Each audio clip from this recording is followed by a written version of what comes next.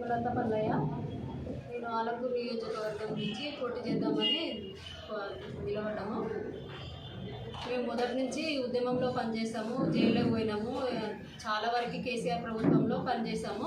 10 సంవత్సరాల నుంచి పార్టీ కోసం పనిచేస్తూనే ఉన్నాము. కేసీఆర్ గారి యొక్క పథకాలు, సంక్షేమ పథకాలు అన్నీ ప్రజల్లోకి వచ్చేటట్టు 10 సంవత్సరాల నుంచి పనిచేస్తూనే ఉన్నాము. ఇప్పుడు బీఫామ్ దగ్గర కొంచెము డిలే అయింది. ఆ బీఫామ్ మాకే వస్తుందన్న నమ్మకంతో మేము ఉన్నాము. కంపల్సరీ మాకే కేసీఆర్ గారు బీఫామ్ ఇవ్వాలని కోరుకుంటున్నాము.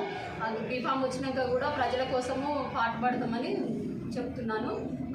ప్రజల మధ్యనే ఉంటూ ప్రజల కోసం పనిచేస్తానని మాట ఇస్తున్నా. వాళ్ళు వీళ్ళు వేరే వాళ్ళకి ఇప్పియాలని చూస్తున్నారు. అవన్నీ ఏం కుదరవు. మాకే కంపల్సరీ బీఫామ్ ఇవ్వాలని కేటీఆర్ గారిని, కేసీఆర్ గారిని కోరుకుంటున్నాము. కంపల్సరీ మాకే వస్తుంది. ఒకవేళ రాని పక్షంలో ఇండిపెండెంట్గానైనా నిలబడి పోటీలో ఉంటాము. బీఆర్ఎస్ ప్రభుత్వం నుంచి పోటీలో ఉంటాము.